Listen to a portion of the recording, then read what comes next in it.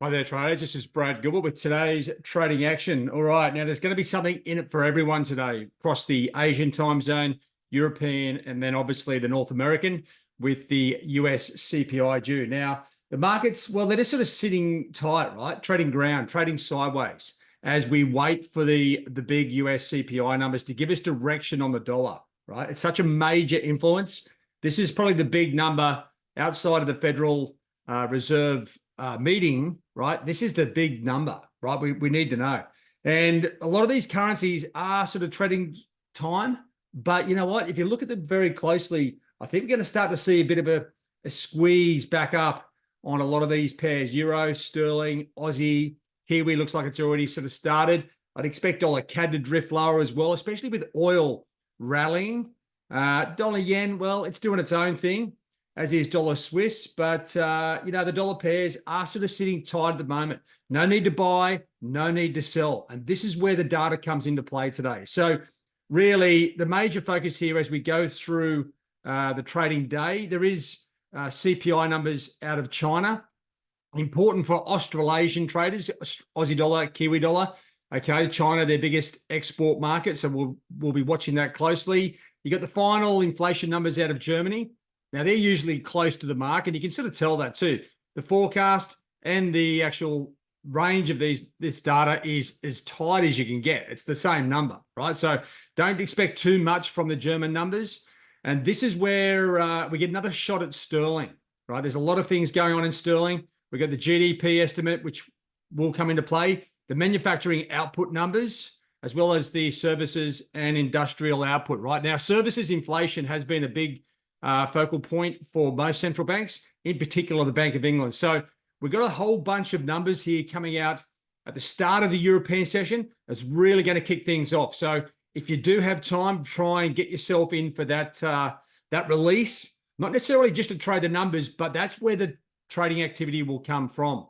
And then from there, we have the focal point for the week, right?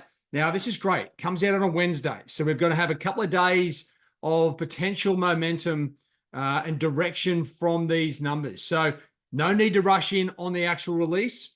Of course, if there's significant variance, then we might see some good trading opportunities on the release. But outside of that, it's going to come flowing from it, okay? Now, the market for the CPI numbers, we're expecting 3.5%, okay? That's the core number.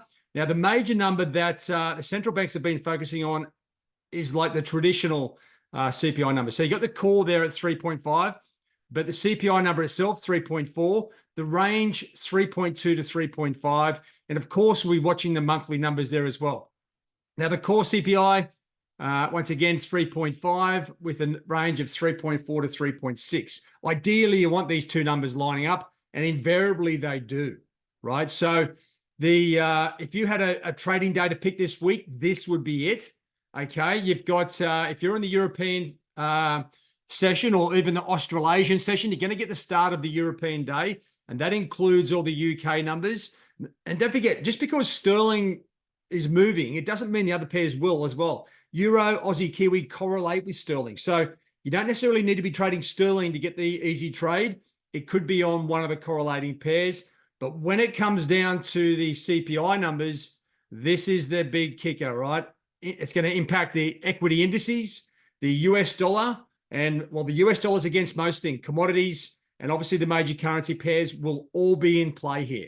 So focus on the session that is going to create the direction and momentum. Just be careful you don't walk into a bit of a shitstorm if there is significant variance, because you will experience significant gapping. Now, when I'm looking at the major pairs, okay, right at the very moment, on a technical setup, they're sort of in the middle of anywhere.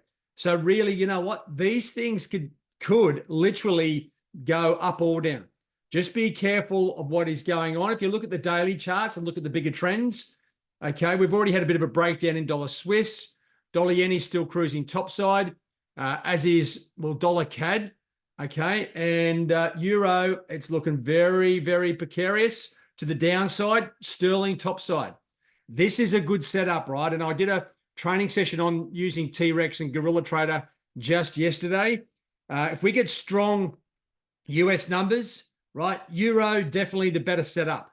Okay. If we get weak US numbers, well, I think sterling's the best setup. But of course, it will depend on the UK numbers that are coming out, a good 8 hours, 8.5 hours before the US numbers.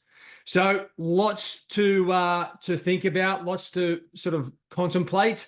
Sterling itself, okay, it's well, it is back up towards the top of the range, and we are close to that trend line. Not as good as euro, I don't think, but still plenty of opportunities. And really, why am I looking at sterling?